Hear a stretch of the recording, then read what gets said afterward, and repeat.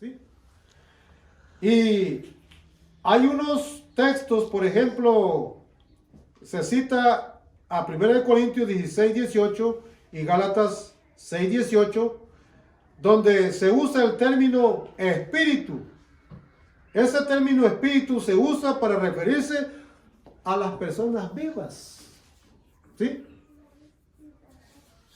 El apóstol Pablo dice que fue ¿cómo se dice? Que fue confortado en espíritu por los que lo visitaron, ¿sí? Él estaba vivo, o sea, se estaba refiriendo a su persona, a su persona. Lo mismo en Gálatas 6, 18. Ahora bien, se presenta en Romanos 6, 1 al 23 y 7 al 25, hablando, hermanos, precisamente de los espíritus encarcelados. Espíritus encarcelados que están vivos. Dice aquí, voy a leer la notita. En referencia, dice, a los vivos que pueden escuchar y aceptar la invitación de la salvación, la expresión encarcelados obviamente no se refiere a una expresión literal, sino a la expresión del pecado en la que se encuentra la naturaleza humana no regenerada. Entonces, y ya pues se basa en Romanos 6, 1 al 23, y nosotros pues hemos leído esas. ¿Sí? El apóstol Pablo en el capítulo 7, 7 al 25, se menciona a él que él encuentra que en su carne, dice él, no mora el bien, porque dice, yo quiero hacer el bien, pero ¿qué cosa? No lo hago. No lo alcanza, ¿sí? O sea, no puede, ¿sí? Entonces encuentro una ley, dice, que me arrastra hacia el pecado, ¿no? Entonces, y luego dice él, también dice que con la mente él observa la ley de Dios, pero con la carne sirve, dice, al pecado. Entonces, hay una lucha ahí, pero esta lucha se da mientras estamos vivos, hermano. Una vez que estamos muertos, se acabó la lucha. Sí, hermano. Vale. El versículo, ¿verdad? Es claro, voy a leerlo otra vez. Dice 1 Pedro 3, 19, dice, en él fue también y predicó a los espíritus encarcelados. Y es ahí donde se tiene mucha duda, porque podemos decir esto, podemos decir otro, pero sin embargo, aquí es claro, no hay segundas oportunidades. El alma no es inmortal, porque eso es lo que se quiere dar a entender aquí. Otra expresión, podría también tratarse de otra expresión idiomática al decir, ¿quién predicó a los antediluvianos? Noé. Así es. Pero ¿quién da fuerza a las palabras de Noé? Dios, Cristo Jesús.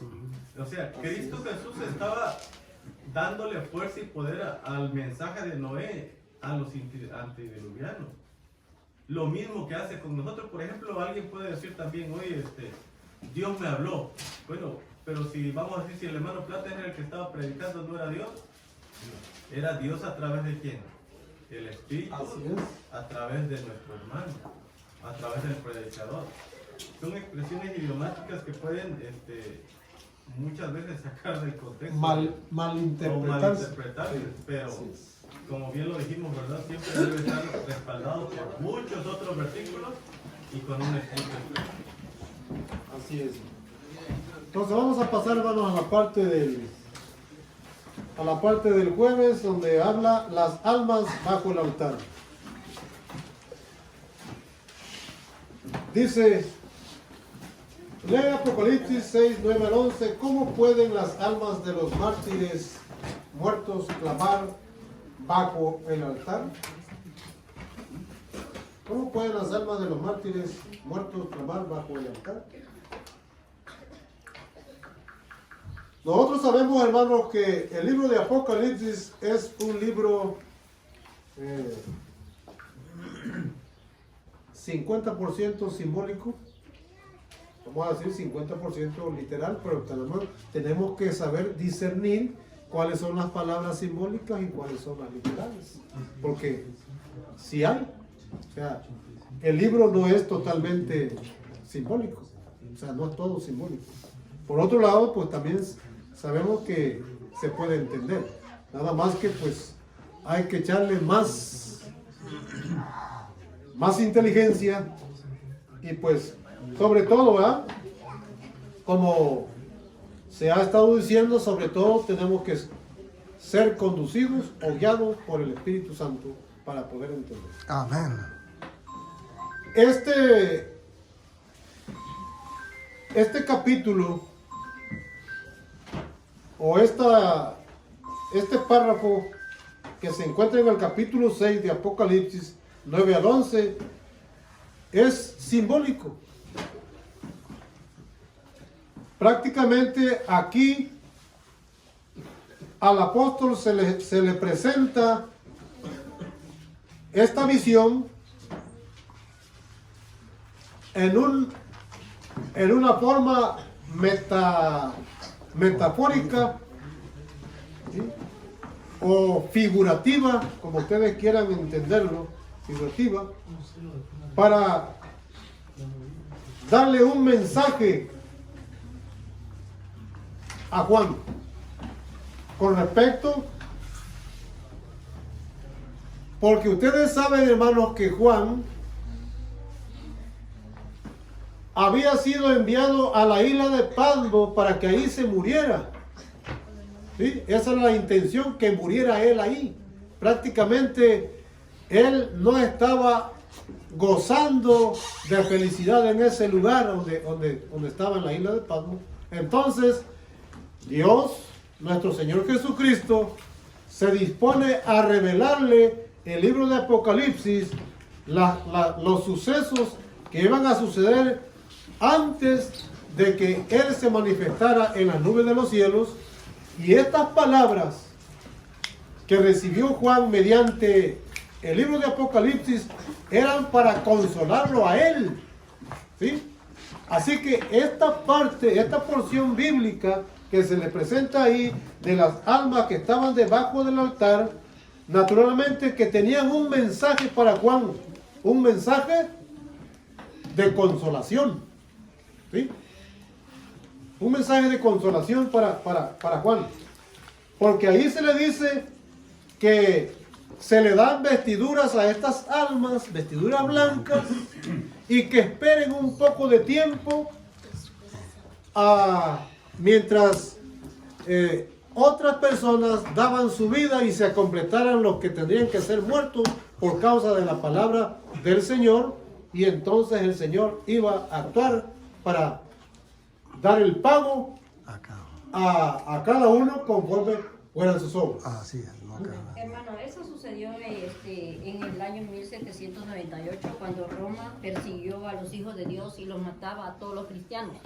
Entonces Dios intervino en ese momento, porque las almas, dice, clamaban, no simplemente clamaban su sangre, sino Dios vio la injusticia que hacía con sus hijos.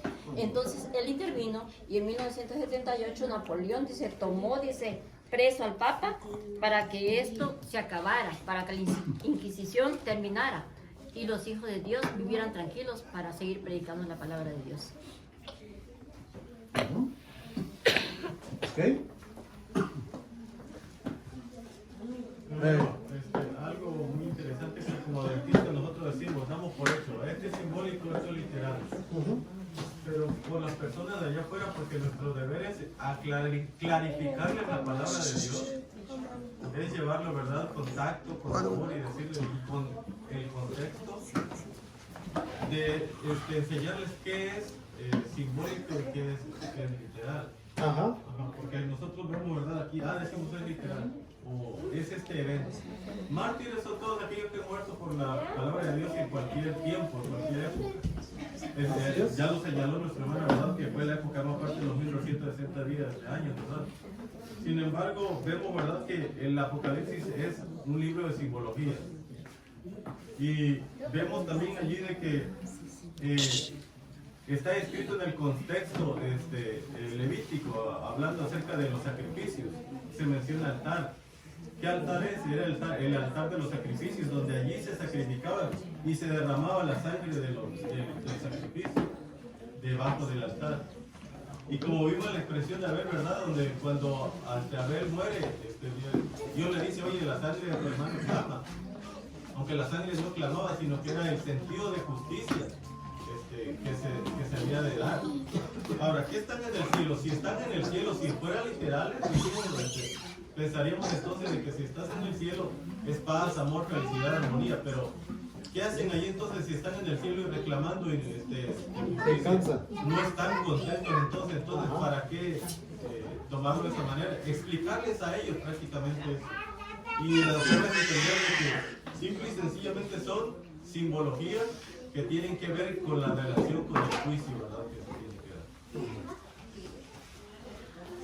dar. Ok.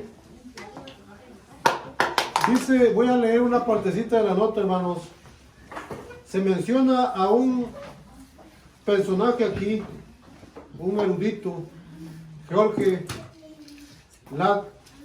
Dice que este es un autor no adventista que pareciera que es adventista, entre paréntesis. Escribió este caso, dice: el altar evidentemente es el altar del sacrificio donde se derramaba la sangre del sacrificio. El hecho de que Juan viera las almas de los mártires bajo el altar no tiene nada que ver con el estado de los muertos, sino con su situación en el estado intermedio. Es simplemente una forma vivida de representar el hecho de que fueron martirizados en el nombre de su Dios. Y pues, como mencionaba yo hace un momento, hermanos, era necesario que Juan fuese consolado porque él mismo estaba padeciendo. Entonces, aquí era un mensaje de consolación para Juan, porque si él tenía que sucumbir allí en la isla de Patmos, que él entendiera que no nada más él iba a morir, sino que muchos tenían que morir. Y el Señor les manda el mensaje para que él entendiera esto y se consolara de que en algún momento en el tiempo Dios iba a hacer justicia, pero que lo dejara en las manos de él. Así